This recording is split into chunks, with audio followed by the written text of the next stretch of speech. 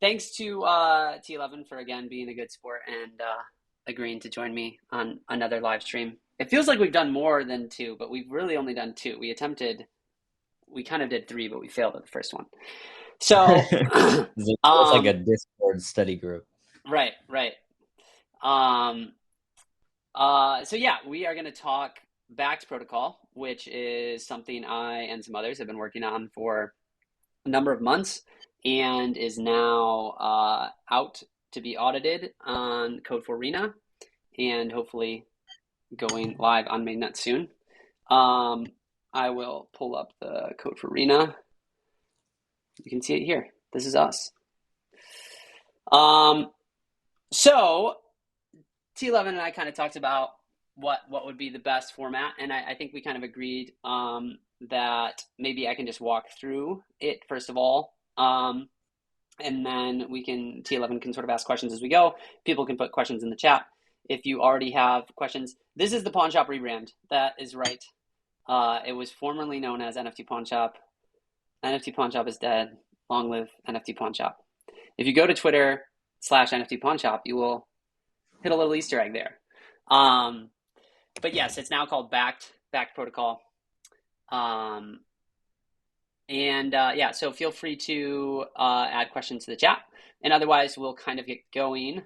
So I mean, maybe I'll start with this kind of all started back last like February or something. Somebody posted, "I'd like to do more with my NFT," and I sort of quote tweeted it and said, like what would be the best way to do loans for NFTs, and I sort of suggested maybe the borrower sets the minimum terms, minimum duration, max interest rate, minimum loan amount, and then anybody could lend meeting or beating those terms. And then throughout the loan duration, anybody could buy out the current lender by improving the terms. So that was kind of the original idea, and it's kind of we've stuck with it. We'll see how far it gets us. Back then, there wasn't really very much going on in the space. Like NFTFi was around, but there wasn't too much going on, and now it's become quite crowded. There's a lot of different protocols, but still nobody's done this sort of buyout mechanism. So anyway, we're not super ideological about this particular version of the protocol, but we do think it has a lot of merits, and we're excited to see how people use it. At the end of the day, we're just going to be focused on trying to build the best protocol for, I don't know, DeFi for NFTs, lending, borrowing, all kinds of things you can think of. All right, I'm going to share a tab here. Wait, sorry. Share a window. And, do you want to quickly explain a little bit more about the buyout mechanics? So if I lend my, I don't know, Bored Ape, can someone else take custody of my Bored Ape by providing better terms? So maybe we can just go through the README first, and I have some handy dandy illustrations. Love it. GM John, amen. So it all starts with creating a loan. So this is somebody who has an NFT, and they're passing in the collateral token ID, collateral contract address. That's the NFT. Oh wait, sorry, I need to ignore that I remembered this last time. Ignore. All right, we got it. Let me know if this is too small. Barely readable. Is it still barely readable? Zoom in a little bit. Okay, let's zoom. How are we doing now? Good. Somebody give me a little more.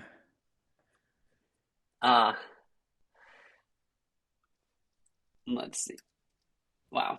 All right. Yeah, that's readable. Okay. There we go. Better. All right. Again, this is also like this is the README on the GitHub for the Code 4 contest. So if you want to check that out, you can.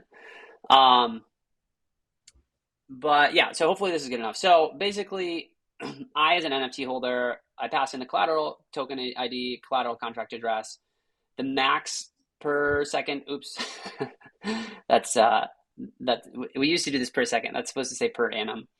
The max per annum interest, the min loan amount, the loan asset, so the ERC20 you want, the minimum duration in seconds, and then who you want the borrow ticket to go to, which I'll explain in a second. So I sort of say, okay.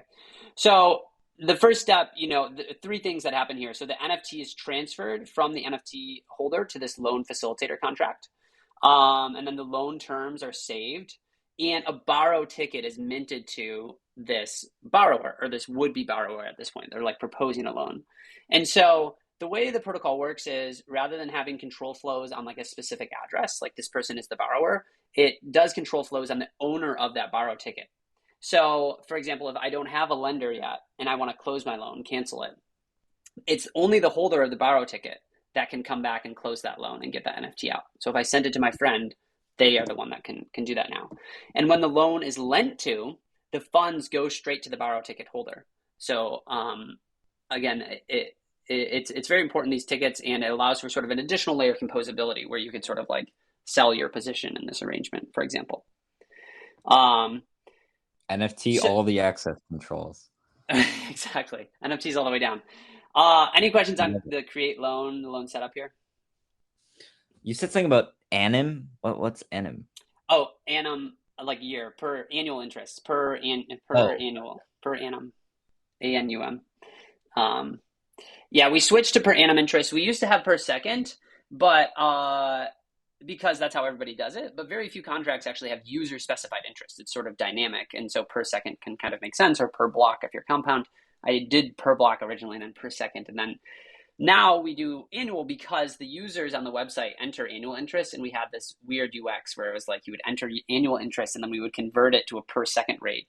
And, because you can't store decimals in Solidity, t11s speaks Latin now. Because you can't store decimals in Solidity, there would be some loss. So we'd be like, you said 10%, but we're actually giving you 9.9997. So it's just kind of a weird UX. So we switched to annual interest. Okay, so going down to lend, or any other questions on that? No, I think that makes sense. Okay. So going down to lend, yeah, you sort of, here's the loan ID that I'm going to lend to, and you pass in the interest rate that you want to lend at, the amount you want to lend, the duration you want to lend for. And so you have to meet or beat the terms that have been proposed by this borrower. And the funds are transferred from you first to the loan facilitator, and an origination fee is held, which is configurable max 5%. It's set to 1% to begin. And then it's transferred on to the holder of the borrow ticket owner. I'm just realizing that you can't see my cursor, huh? Can you see it now? No, you can't see it. Okay, that's annoying. Anyway, and so a similar thing, the lend ticket is then minted to this lender, and similar deal where like when the loan is repaid, the funds go to the lend ticket holder, and it's only the lend ticket holder that can seize the NFT if the loan is past due. So yeah, these loans have a term. So there's no oracles here. There's no liquidations based on price. Part of the idea behind this is that NFTs are very hard to price, especially the long tail of NFTs. And you have all these bad experiences with oracles where like if you have a zombie punk but you get liquidated at the floor punk price, you're going to be super upset. So the insight behind this protocol or the idea is that the only way to know what an NFT is worth is to have a buyer who says, I will buy it at that price. And the only way to really have a buyer at that price is to hold their money, guarantee that we have their money, they're ready to buy it. And the only way a buyer would let you hold their money is if you give them some return on it. So somebody at one time described this as sort of like a lend to buy sort of protocol. Or you can understand why originally we kind of named it NFT Pawn Shop because it has some analogies to that. But yeah, that's sort of how I think of this, and I think it's not great for everything, but it works really well for the long-tailed NFTs and sort of the heterogeneity of NFTs in general, and the pricing challenges there. So let me try summarizing the basics. Okay. I lend my NFT in the contract and I propose borrowing terms. Or not lend my NFT. I like put it in the facilitator. Yep. And I say I'm going to borrow whatever USDC at this annualized interest rate. And then I get a ticket, and that represents a claim on my collateral or a claim on the ability to borrow from my collateral? Both. So if somebody lends to it, the ticket holder gets that money. If nobody lends to it and you want to close, only the borrow ticket holder can call that method and close it. Oh, okay. So the term lend is kind of overloaded here, right? Like there's two. What like do you differentiate in your terminology between putting my NFT as collateral and giving Yeah, someone so we else? call that creating a loan, but you could think of it as like proposing a loan. So when you put it in, you're sort of like saying, here's a loan I would take. You're proposing it, but it doesn't have a lender yet. Originally, I had the lend function called underwrite function, and then I realized that doesn't actually make sense. Underwriting is like this research process. It's not like the step where you transfer the funds. Yeah.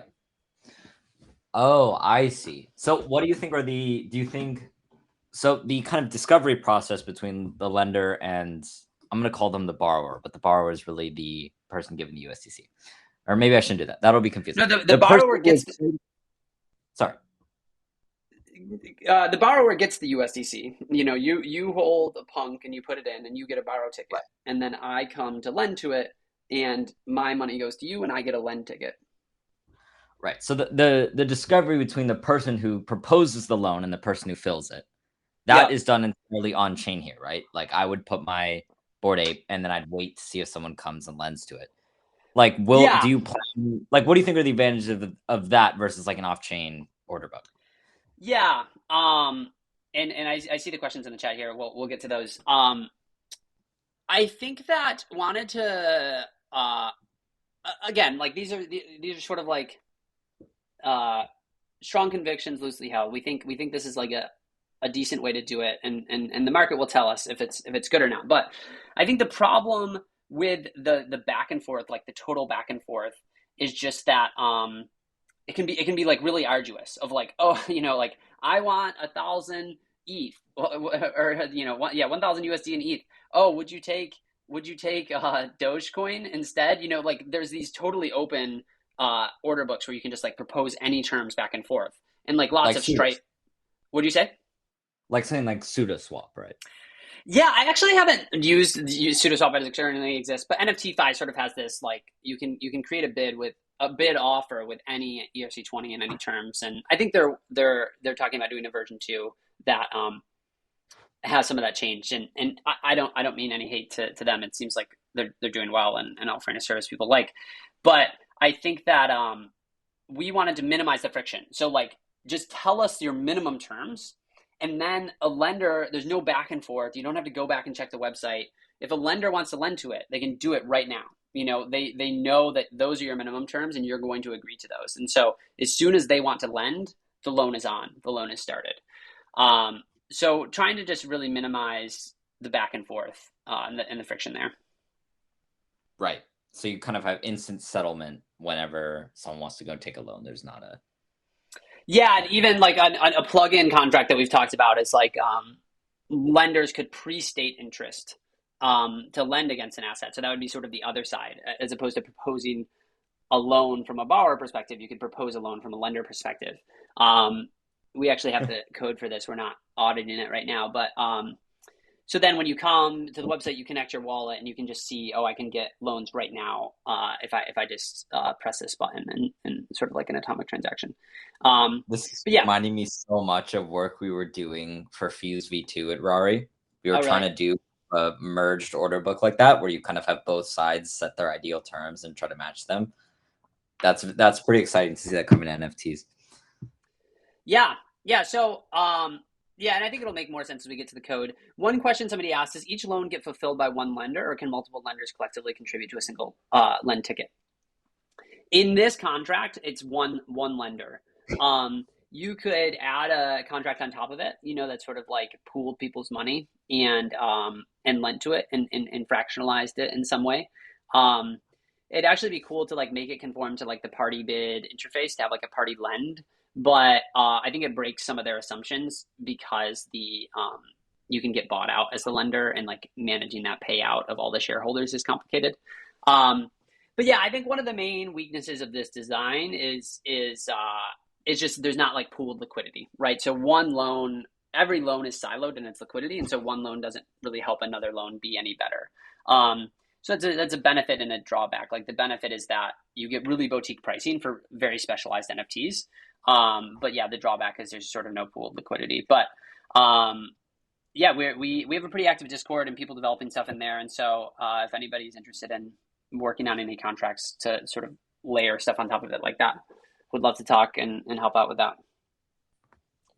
Yeah, I like keeping the core protocol minimal like that and leaning on modules and everything like that for features that don't have to be part of the main contracts. Yeah. It's, I don't, I think part of it is that I've been staring at it for so long that it seems simple, but I also think like it's a simple protocol, it's simple ideas. It's pretty simple code. Um, and, uh, and I like that. I think it's great to like provide these foundational tools that are easy to grok.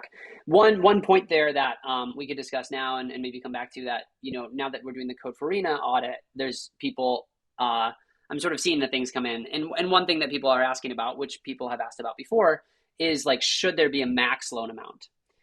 So sort of this case of like I want $1,000 for my ape, and somebody lends me $100,000, and it's somehow very difficult to pay back. So the defense of it is that yeah, you don't end up in a scenario where you have way more than you need to, and you sort of need to farm it to beat the interest on your loan or whatever. So you simplify it that way. But I think the drawback is that once you start to add that sort of stuff, all the permutations of what's possible become really complex. So like, should you have a max duration as well, and a min interest rate, and you can sort of the code becomes very complex. And I feel like from my perspective, should you have a max amount?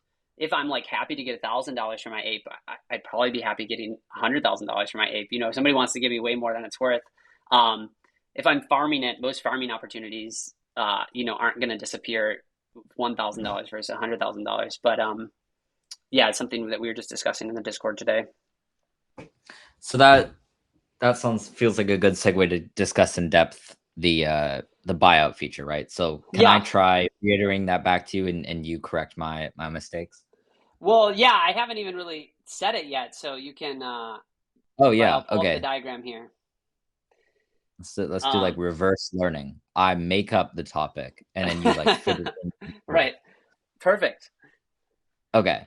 So if I want to buy out a lender, that means someone who is giving USDC for someone else to borrow against their ape or whatever. Yeah. I can propose better terms. So that means lower interest rate or longer duration, or what's the last one? It was amount. Larger right? amount. Larger. And those you can do all three of those at the same time. Like I could give you better everything.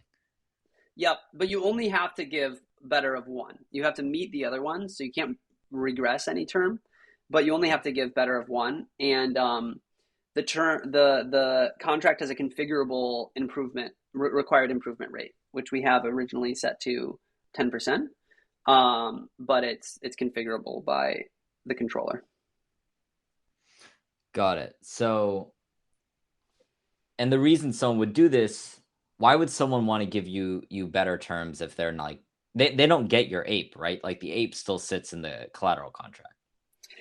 Yeah, so this makes a pretty big UX difference, I think, where a lot of these lending sites that you go to, you go there and you're maybe like, okay, cool, there's a punk loan and a squiggle loan or whatever, but it's a 6-month loan or it's a 3-month loan, and I guess I'll come back in like 3 months, right? Like when I can lend to this, when this loan is done, if the borrower creates a new loan. So in our world, everything is lendable all the time. So if it's like, oh, somebody's lending to that squiggle for $5,000, well, I'd lend to a squiggle for $10,000, and so I can just buy them out. But if your interest, so the idea is like that interest rate is a great rate. Like I'm getting a lot. I'm getting 10%, and I believe in squiggles. Yeah, I'm willing to take up longer term, like a longer term, to lend against the squiggle because the rate is so good. Yep, yeah. Or just like if I saw that loan today, I would lend against it. So I don't care that it already has a lender. I'm willing to like buy them out, and I'm willing to improve the terms that they had. Um, a couple other like interesting things to think about here is like one is if the NFT is just obviously appreciating in value, right? Like maybe it's doubled in price during the loan, and now somebody else just thinks it's much less risky to lend to it at a higher price. It's also interesting to think about things like Uniswap V3 LP positions that are accruing fees that are literally becoming more valuable. And so you have a way to get a loan against that and sort of reprice that loan as it's going. When you say lend at a higher price, does that mean give them more money or Yeah, that's what I meant by it when I said that. But you could improve other terms as well. so now maybe we should talk about the kind of settlement or liquidation aspect, right? Because there is kind of a be able to reclaim Yep. feature. Yeah. So repayment. Well, so let me run through this quickly. So one key thing is that you pay back the current lender all their interest owed so far, and well, actually, you pay back all interest on loan owed on the loan so far. Because if there's lender one, and then lender two buys out lender one, and lender three buys out lender two needs payback not just for their holding time, but they also need payback for what they paid to lender one. So the latest lender is always paying back the full amount accrued so far on the loan.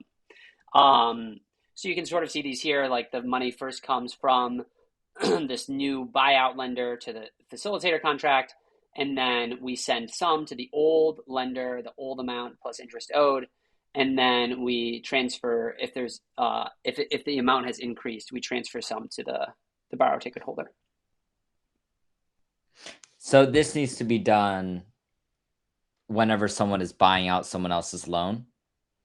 Yeah, yeah. So there's no funds move through the contract in one transaction. There's no like people come back and draw their balance down or anything. It all is transferred just in that one transaction. Got it. And then is there the other case someone would do this is if they're closing their loan, like they're done. The like Bored Ape guy is like Yeah, yeah. So here's for payment. So you just basically transfer the ERC20 from the message sender, the caller. Actually, anybody can repay. You could be a good Samaritan. Um, and um, oh, that's that's another typo in my docs. That's supposed to say borrow ticket holder. When you repay it, it goes to the borrow ticket holder. Um, and you or no, wait, sorry, this is the ERC20. Okay, no, that's right. Sorry. So you pay, it goes from message sender to the owner of the lend ticket, and you pay back total owed. And then you get your NFT collateral back. gotcha. And then seizing collateral is more simple. It's just a check, if the loan is expired, if the duration it's past its end date, then the lend ticket holder can claim it. And here's some simple Gotcha. sort of diagrams. So here's just closing a loan with no lender. Here is repaying a loan.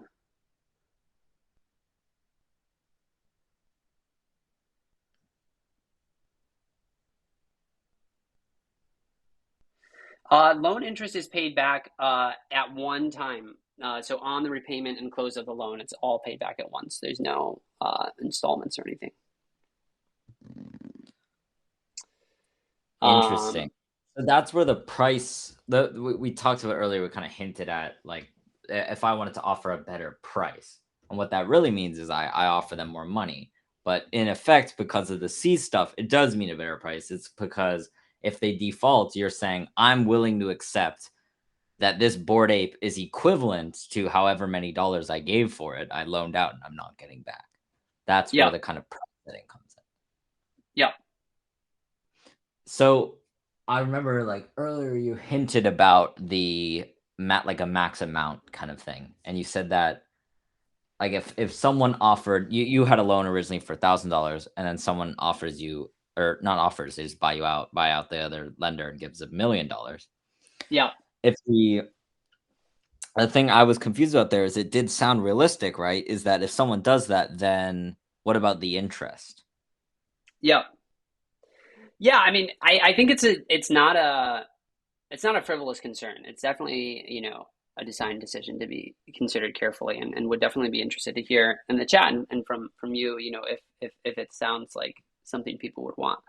But so yeah, I think the steel man of it is, yeah, that you got way more than you wanted, and it's accruing interest, and maybe you can't farm out that amount. It's too much to farm out, or you missed it. You missed it when somebody bought it out, and now you've been sitting on it for 30 days already, and so now Yeah. you need to earn even more interest.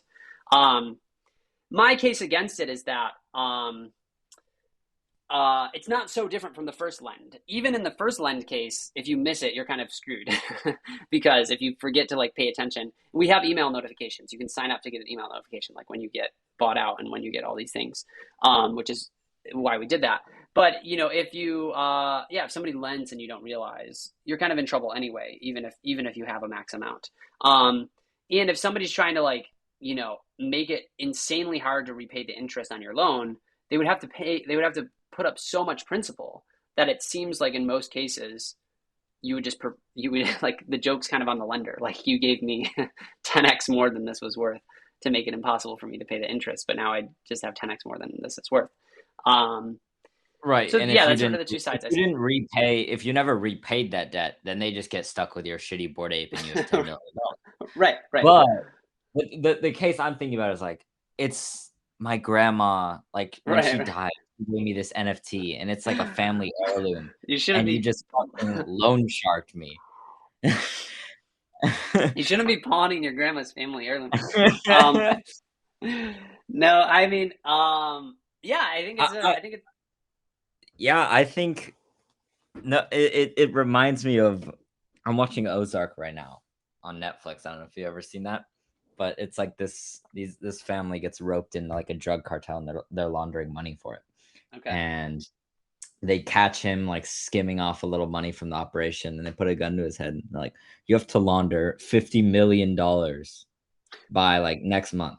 Right, And he like just barely gets it done. He's like busting his ass all month, gets the $50 million, just barely keeps his family alive. And then he's like, great job. I've sent over 500 million, 2 months. That's what I'm imagining. Like when someone comes in and lends the like $1 million on the thousand right, dollar NFT, like maybe the operation worked at 50 million, but the 500 million scale feels just right, like right. gargantuan. Yeah. Yeah, I mean, again, we were just discussing this today. So, if there's strong believers in the max amount case, make your case, I for think I Patrick. think I'm gonna go submit this as a finding on Code Arena. I'm not sure if it, Critical bug, bro. change how it Thanks for works. letting me know. They need a category for change your protocol.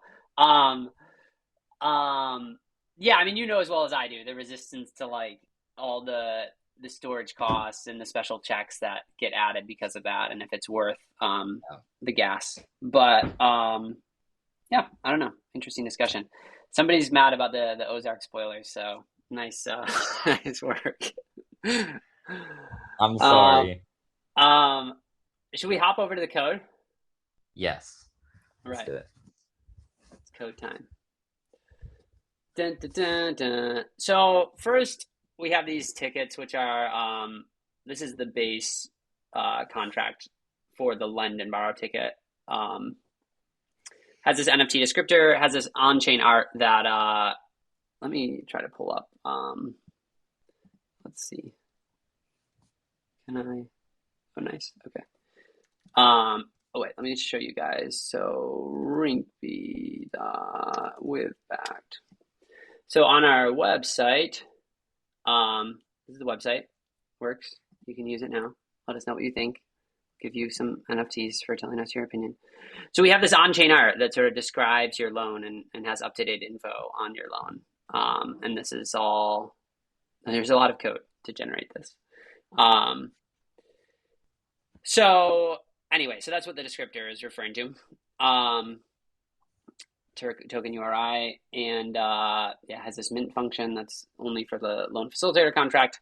And then the lend contract just has this override to transfer it, so that when there's a buyout, you can sort of force transfer the lend ticket. and stole this code from a really great library, Soulmate by Robert Capital. You guys should check it that out. that refuses to implement an internal transfer, so Wilson had to copy it over. I was thinking about. I was like, what would I name my change? I was thinking name it Beta Mate. I'll make a Beta Mate and get my internal transfer function. I'm probably like the only person that cares about this because all the NFT projects I do have these like weird transfer behavior. And so I've complained about this excessively on Twitter. And anyway, so I had to create our own transfer here, which all it does is skips the checks of like is message sender the owner or approved, etc. You could Okay, probably skip the require 2 does not equal address 0 as well, because in all the cases you're transferring it, you're not just transferring to an arbitrary address, right? It's like someone you boom. already know. Code for Rena bonus points. Oh yeah, wait, let me take a screenshot of that real quick. Can't forget that. Gone. Um, trusted user. Although honestly, I don't like doing that because I said it's an exact copy. Anyway, you get the more you change. This is why you want the internal transfer function because you try to get clever and you mess something up, and then you're wrecked, and your users are wrecked, and that's what happens. Okay. I think that's kind of bullish for Samsung though. Like we're gonna be farming those bug bounties on our own code. All right. So let's check out. I don't know what's most interesting to check out. What do people want to see first? Do people want to go through it line by line, or should we just hop to like maybe the buyout stuff? Well, let's see like the general storage structure. Okay, yeah, that's in the interfaces. So this is the struct. People can kind of see that. I think it's pretty good. Yeah, so how many bytes, like how many slots does this use up? Looks like it's well packed. Yeah, so we've got one slot here. This is going to be on its own. Two. This gets coupled. Three. Four. The ID necessitates 256 bits. I posted about this on Twitter. I was like, do we need how many contracts have a huge one? And people posted all these things like ENS uses huge IDs. All these people use huge IDs. I wanted to get it to a UNT96 so I could pair it with this address. But I am so in favor of that. Like, let's just do the math, okay? Like, if someone was doing it, filling up every block, that say they did 100 per block every 15 seconds, how like no, but people like there's projects like the Mandela project has like I use theirs and it's greater than UNT96. I checked it. we're right, but that's just them being stupid. You don't have to be stupid too. Well, but it sucks if like we constantly have people in our Discord like, why doesn't this work with my NFT? Oh, they can cast it. It's not worth the 2K gas, Wilson. Okay, wait. The UNT96 max is like 7 quadrillion. Let's just divide this. Oh, say we. I Now don't I even want know to what it. check out It's a big number. You use Ether. you use Solidity Shell. No. Oh, you got to use Solidity Shell. It's this tool by what's that guy? It's like Tinch. I don't want to mispronounce his name. It's like Tincho Okay. from what's it? Consensus Diligence.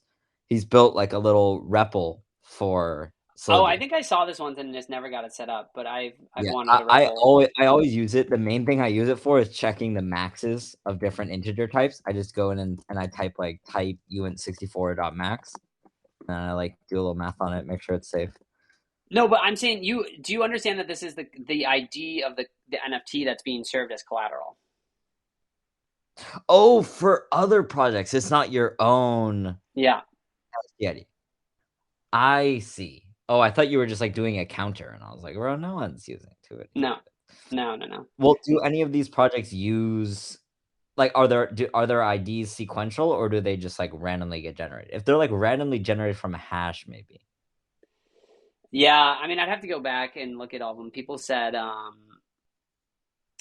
like ENS has really high ones apparently. OpenSea has really high ones. I should just look at the responses to your tweet. Where's that tweet? I don't know. I tweet way too much. It's my biggest flaw.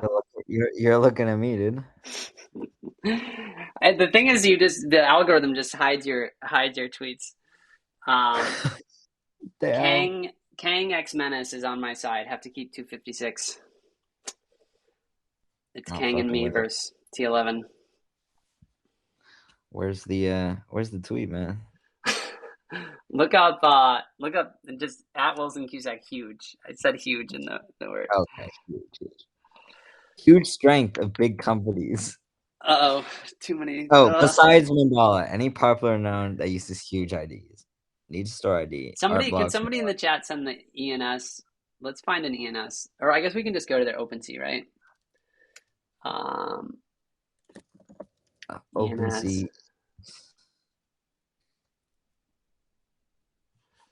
Let's see. What are these IDs? I'm gonna be So, honest. oh, look at this ID, dude. This is huge. Boom. Okay, so There. this, let's say 2 to the 96 minus Wait, what? this. Oh, that's the ID? That's the ID. What the fuck? Why? They must be hashing something. Does anybody know why ENS has a huge It must ID? be a hash of the name? What the fuck? I'm going to the Um, ENS. Yeah, that's not gonna fit in the UN. yeah. Um, somebody, surely Bro, somebody in here. I'm gonna say it. ENS is the most over-engineered NFT of all time. I haven't looked into it, but I'll It's take a your word for it. mapping of like strings to like True. address, bro. Uh-oh. Look out. Soulmate name service is coming in hot. No, bro. Little ENS from Miguel. That's where it's at. Oh, nice. I haven't people really like those. I haven't given those the attention I should have. All right. We should probably keep going for fear of boring our whole audience. Um, Yeah. so this is the struct that stores it all. Um, and the main trick to tell if something has a lender is that last accumulated timestamp is 0. If it doesn't have a lender, this is sort of used as loan start also. So as soon as there's a lender, it's set to that. And then from then on, if there's a new lender, the current duration of the loan is added to accumulated interest, and the last accumulated timestamp is set as the current timestamp. So maybe yeah, or I can hop to the lend function, or what do you think we should hop to next? Lend function sounds great. Okay, so we load our loan from storage. So if loan last accumulated timestamp is equal to 0, that means that. Oh, Oliver in chat said that it looks like the ID is the hash of the label in the ENS. So then we just cast it. Yep, you can No, cast like 32 to UN. because casting, it just maxes it. Like if it exceeds UINT 96, it just becomes the UINT 96 back. Right. Oh yeah. I'm not saying it's gonna work in 96. I'm saying you're Yeah, right. We yeah. have to use or not Got we it. you. So. I'm We a very big proponent of the over-inclusive we, like just right. like coming in like some random discussion, being like Honestly, we. T11, you've helped me. I randomly ping you on Telegram about various decisions I'm facing, so you can you can get the we in here. I appreciate that. There we go. So first check is that the loan asset contract address is not equal to address 0. This is a check. We don't check this when the loan is created because we're sort of like saving some gas. But we do check it here because safelib math, which you might be familiar with, is another soulmate product, does not revert if address 0 is passed in. Big Well, gotcha. it doesn't revert if the code the token just has no code at all. Yeah. So actually, a more robust check here might be to do .code.length is greater than 0, because that'll prevent other invalid. Like for example, Well, if I'm on Polygon and I'm using the address of DAI on mainnet, that could count as a successful loan even if it's not, because the token just won't have any code in it. Interesting. These are some major gotchas. So now we need to check that the length is equal to 0. Wow. Or I does might, not equal. right, not equal to 0, yeah. Whew. And thanks to 0.8 point, I don't remember what it was, 0.8.2 or something. It's really nice high level solidity syntax. You can just do dot code dot line. Why no custom errors? So custom errors are a Ugly psyop. and bad. Um, Yes. Yo, this is so so based. Wilson, I thought you'd be against me here. This is based.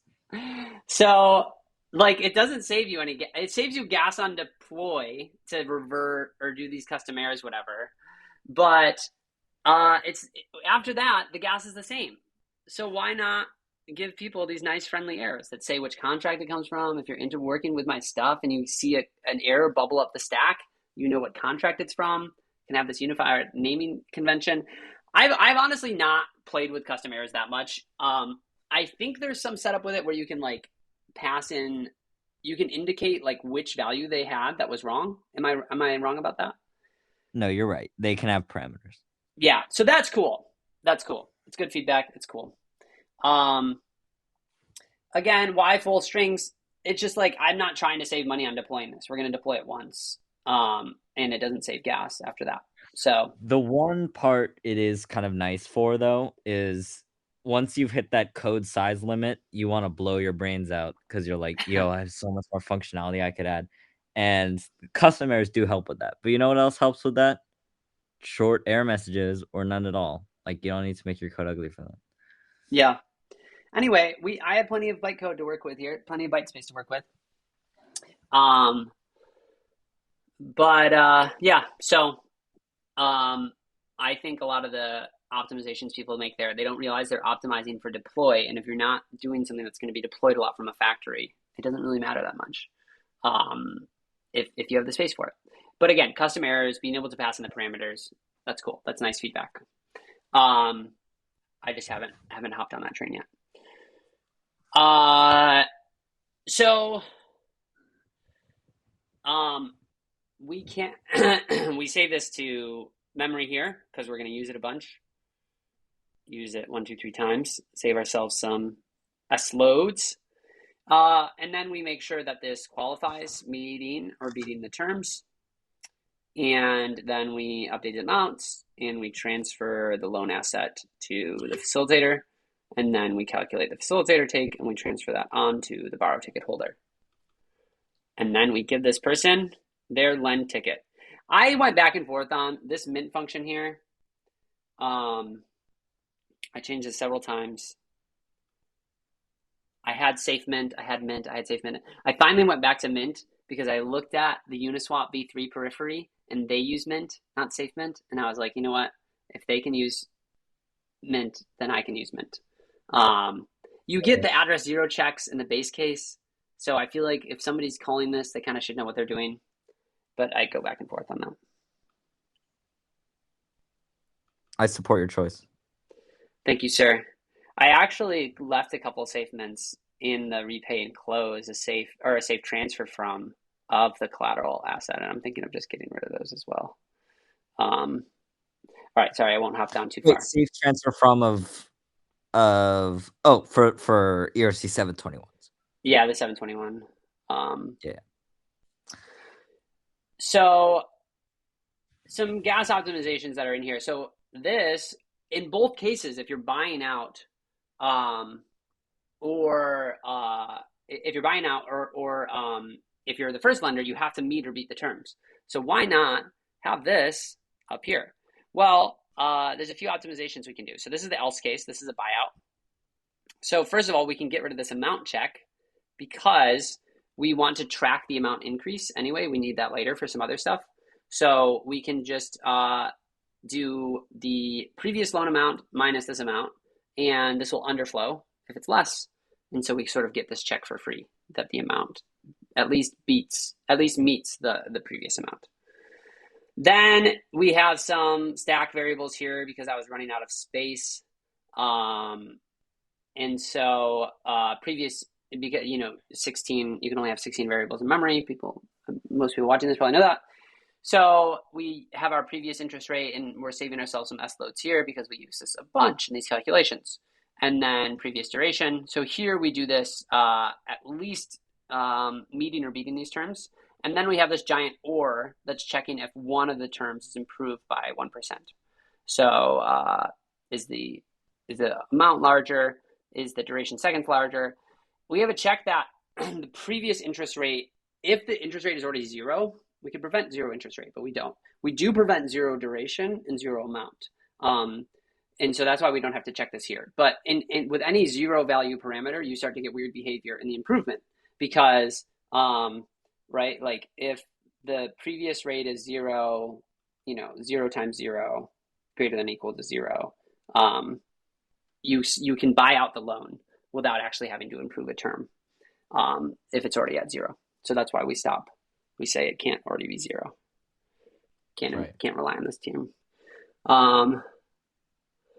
Yeah, we could move it to an internal method, but then you get more gas costs from having to call a function to do it. Get those jumps. Yep.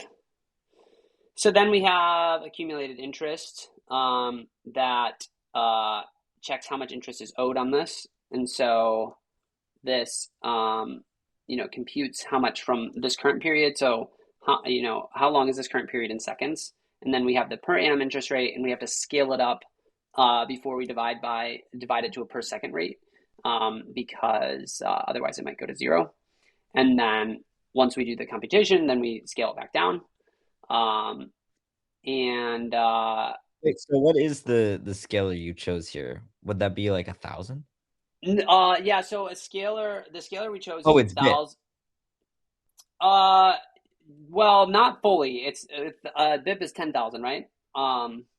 So interest rate decimals is 3, so that the lowest per annum interest rate you can have is 0.1%. So in our struct, the interest rate, if the interest rate is 1, that is 0.1%. Gotcha.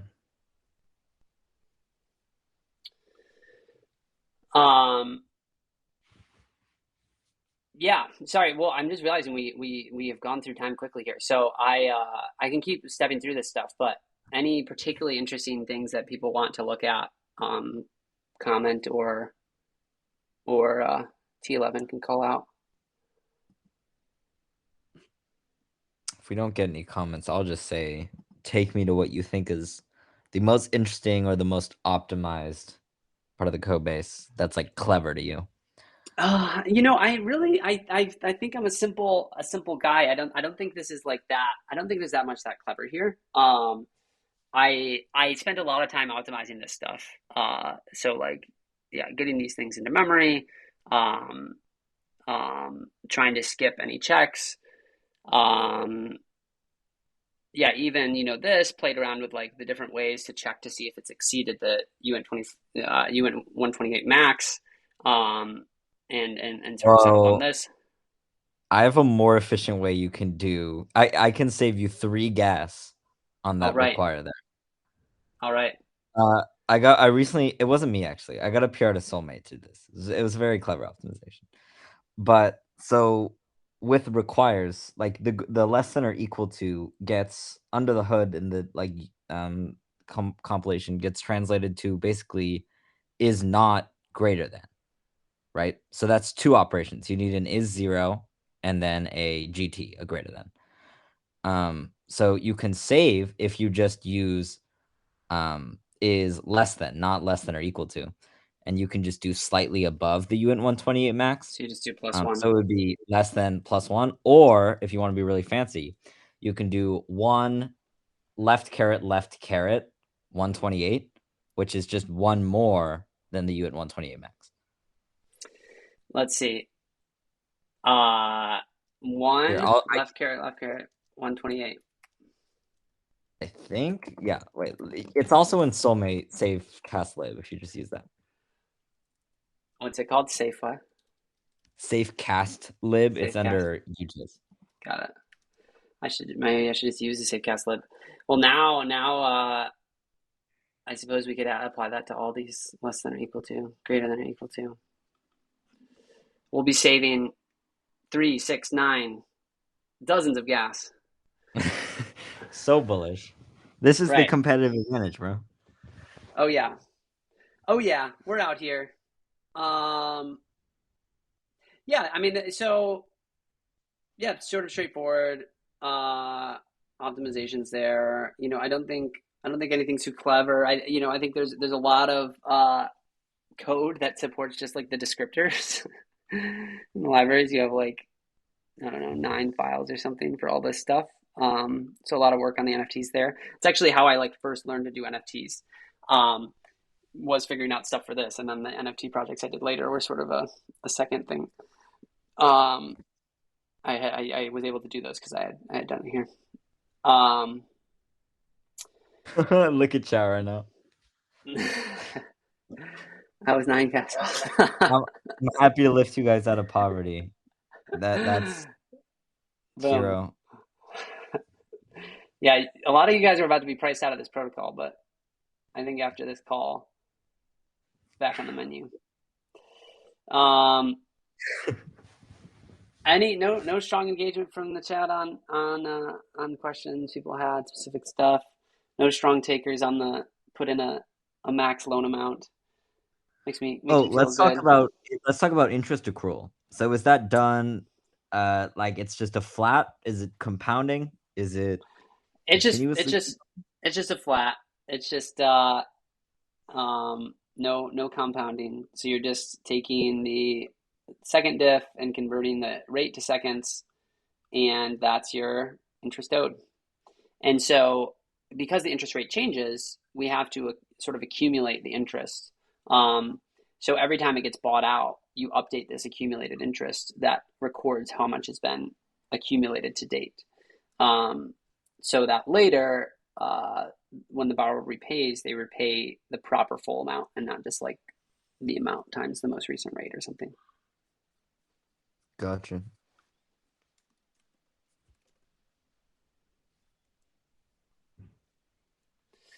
Yeah, I mean, we could have compounding or something, but I don't know. I like it. It's simple. Um,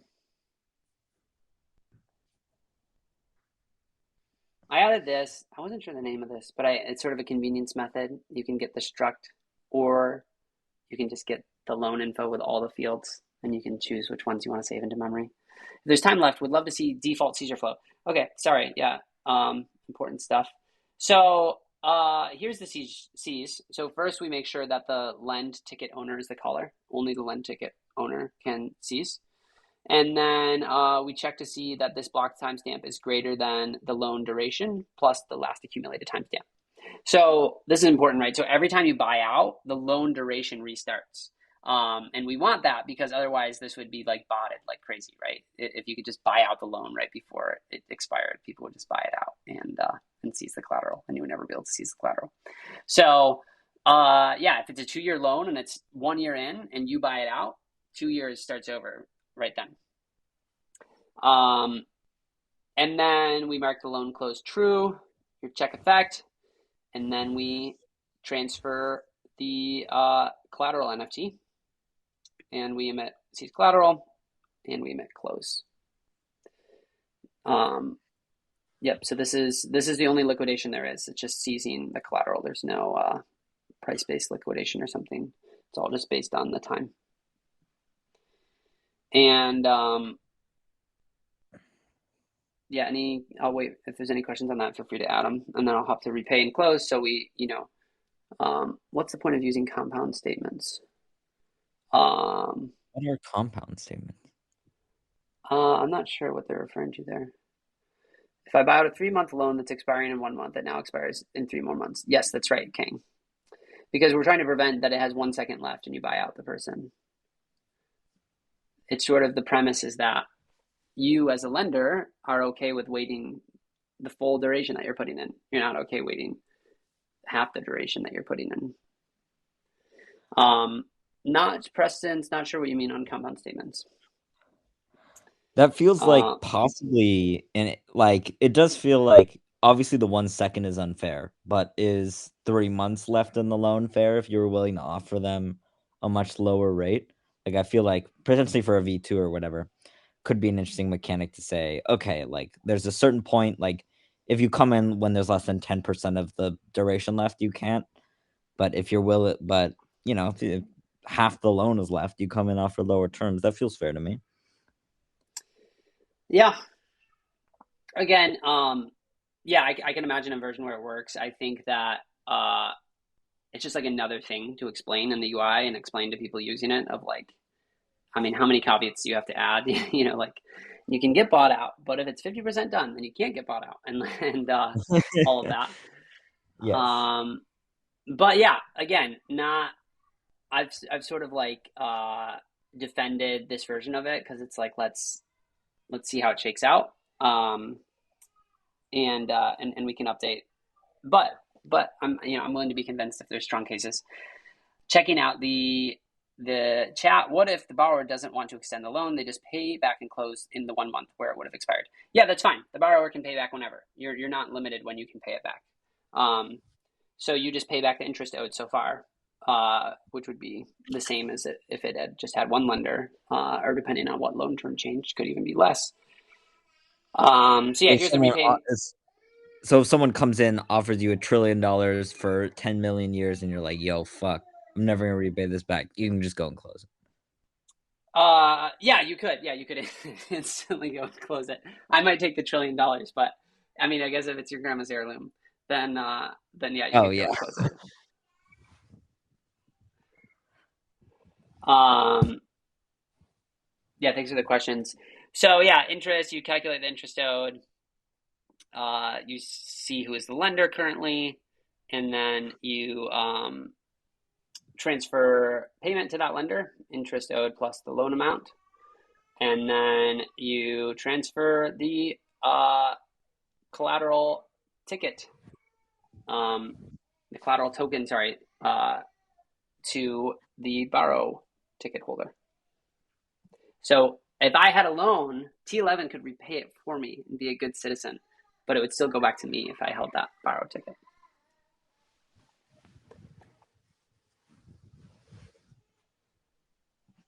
I noticed that was one of the findings in the Trail of Bits audit of Squeeth, that Squeeth originally had things where like I think somebody else could like bail out your position and stuff, but now it's only the vault owner that can bail themselves out, which I was a little sad to see they made that change. Oh, what was the finding? It was just that like it gets confusing basically. It wasn't like a security risk, it was just like confusing state. I think somebody from Trail of Bits is on, they can correct me if I'm misrepresenting them. But that was my high level read. Bullish Trello bits that they don't understand the code. They're like, "Yo, remove this. It's insecure." I'm kidding. No, they're great.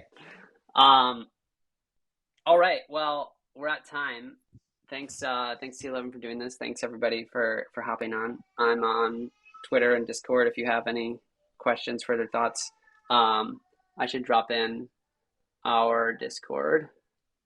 Top protecting the low IQ. Top.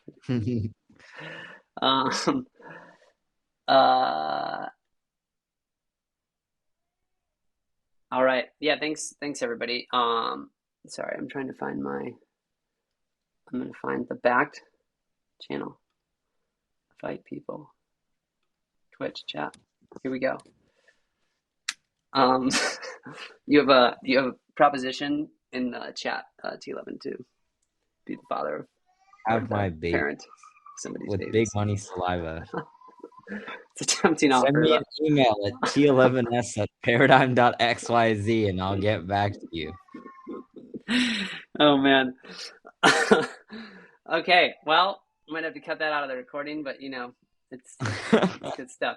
All right, thanks everybody. Thanks so much for joining, and yeah, let me know if people want to do something like this again and what people want to cover. T11 and I have been talking about trying to just cover new protocols coming out and talking to people who made them. We both have a hard time scheduling stuff because we're busy, but it's an aspiration.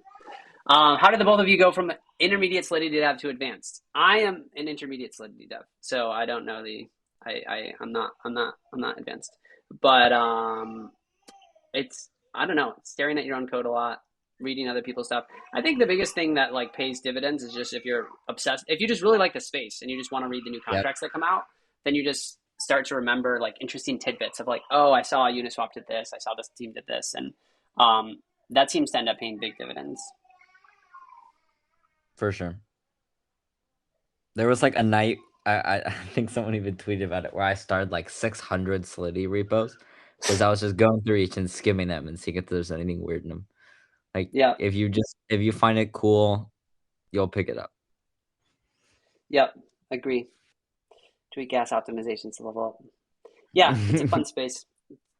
Good vibes. Try to implement stuff from scratch. It's very hard to appreciate the interestingness of what somebody did until you face the same problem. So I've read like the Uniswap code a bunch of times, but it wasn't until I was like thinking about an AMM that I was like, wait, I actually have no idea how this stuff in V3 works, and had to go back. And I still don't know how it works. All right, I'm gonna call it. Thanks everybody. See you all soon.